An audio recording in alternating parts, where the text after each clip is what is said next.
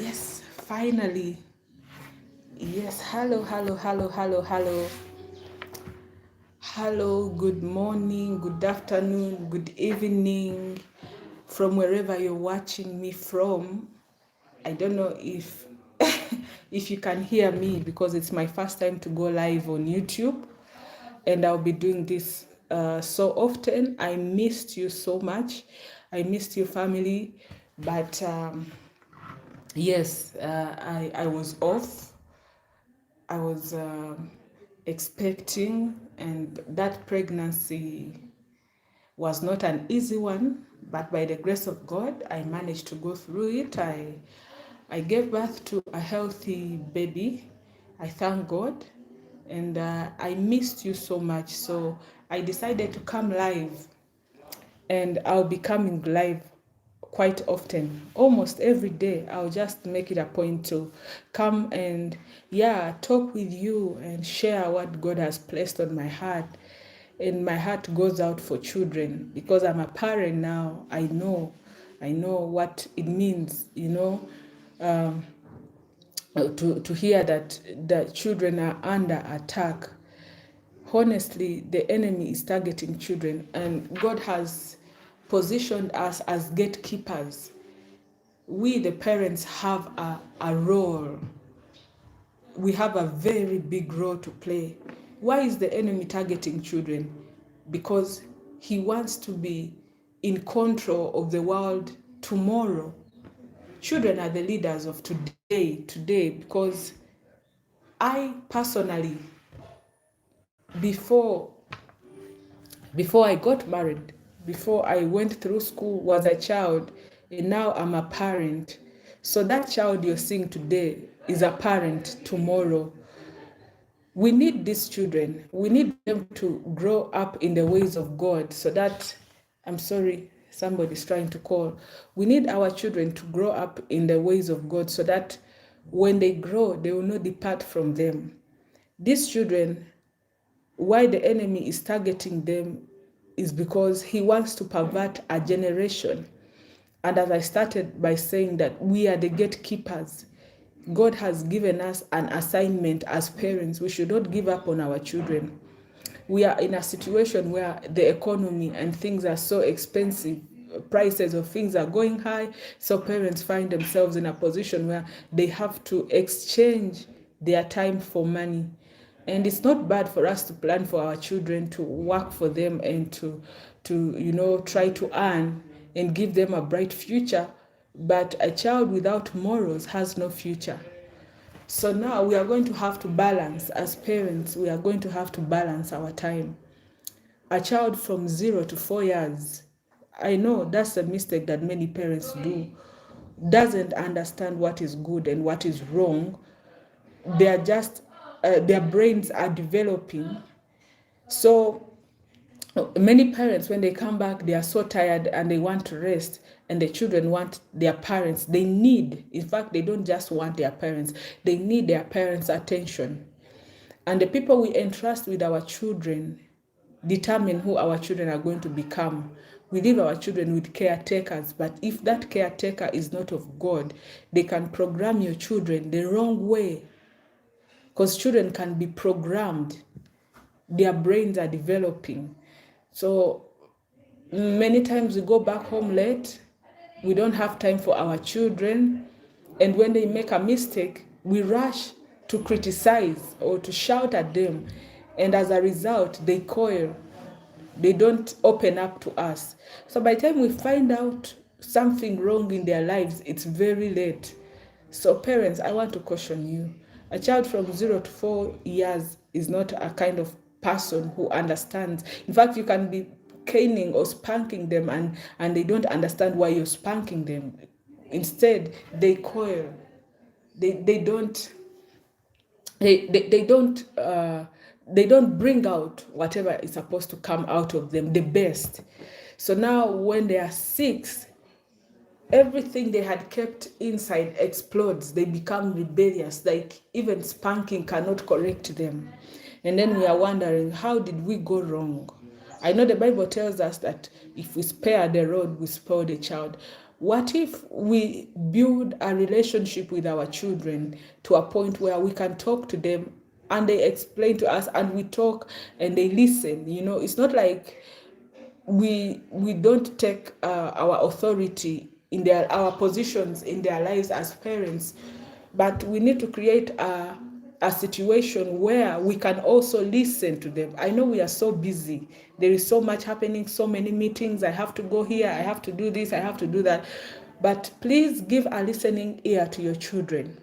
When you listen to them, you'll be able to know what is happening in their lives.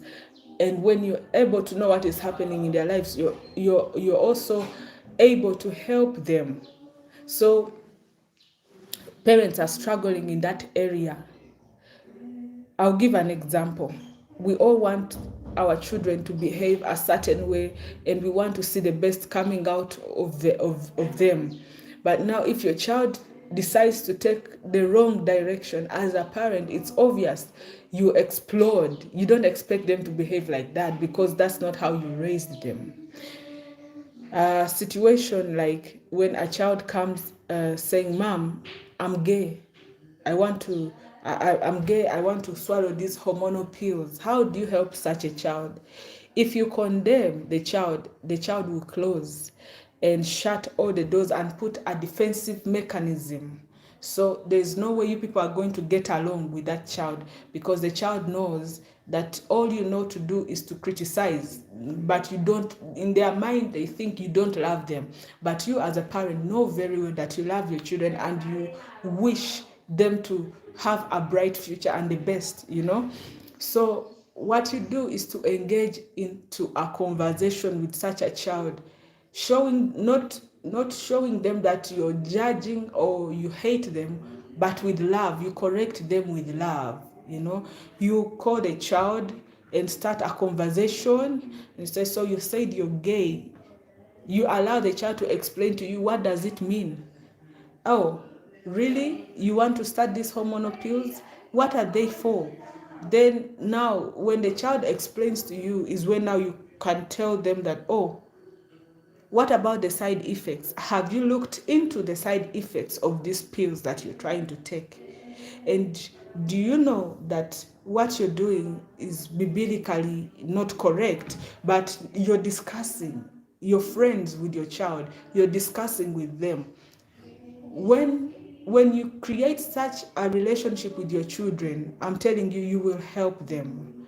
But when you're always criticizing and shouting at them and beating them, sometimes they don't even know why you're beating them. Some children, when they hear that their parents are back, they go and hide. But when they're hiding, you don't know what's going on in their lives. You need to be friends with your children in order for you to help them. You cannot help a child when you don't know what is going on in their lives. But remember, you're leaving them with caretakers and you don't know if they are born again. It's very important for you to employ people who are also born again, people who will help you to instill the values that you want to instill in your child's life. So it's very important for you to also have cameras in your house, instill cameras, so that even when you're at your place of work, you take your time to see what is happening at home. So much happens behind the scenes and parents don't know. There is a brother who came to me and he told me that whenever the mother would go to work, the house help, the caretaker, would go and start sleeping with him, having intimacy with him, yet he was a child. So parents, who are you leaving your child with? It affected him even when he became a man. He didn't know how to take care of his wife. He didn't know how to love his wife, because there is a certain perspective, or there's a certain way he was looking at women. He was not respecting women, and because of what happened to him, he was always attracted to old women, and his wife was older than him.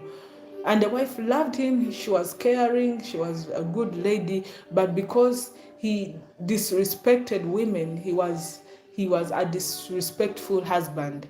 So it's during the counseling session that he opened up. All this while the mother hadn't found out what was happening in the son's life. So as we are protecting the girls, we also have to protect the boys, because even the boys are getting molested, they are getting abused, they are getting defiled. And it's so annoying to see that we are so much concerned about the girl child, forgetting that this girl, when she grows, she's going to get married to the boy child.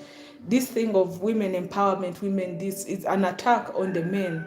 And any attack on the men is an attack on the family setup, because they are the heads of our families. So why are we only concentrating on grooming the girl child and leaving the boy? I just felt led to share this with parents. Please check your children's phones. Check, request them to invite their friends at home.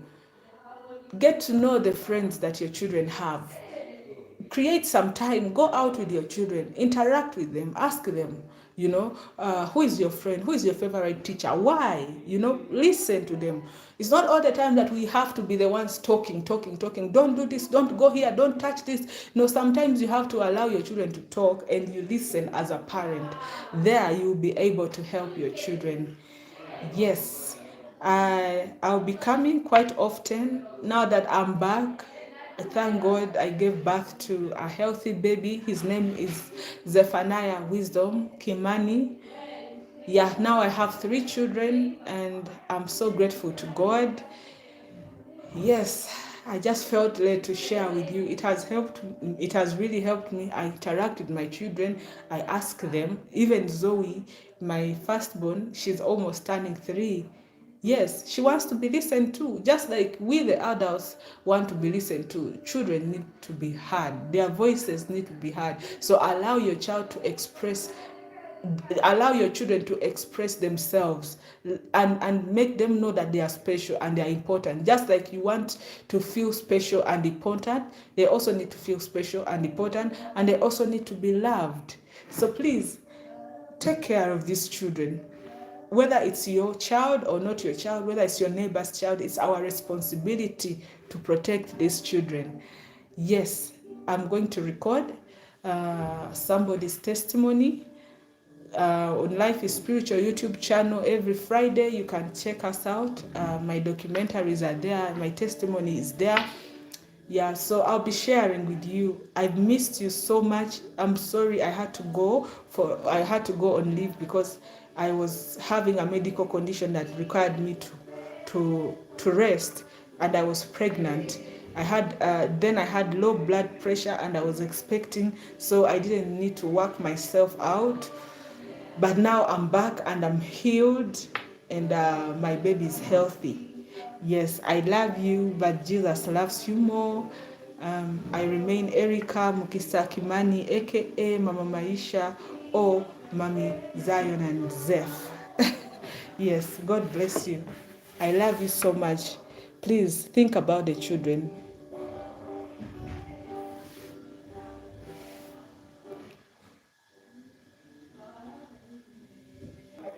I don't know how to switch off.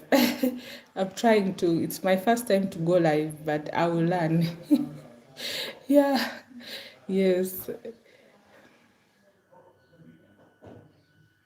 Did I?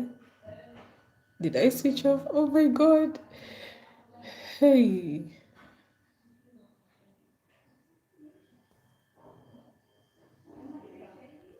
Hey Saints. I'm not so good with this tech. I just decided to come live because I was going to record. As we are preparing on the other side, I decided to come and say hello, but I'm trying to get off live. Yes, come in. Come and help me go off live. I'm on a live video. Bye, okay. Saints. It's my first time, so yes, it's on YouTube. So how do I go? Oh. Call Evans to help. Don't want to be seen. Yeah, it's okay. Yes. Wow. They're going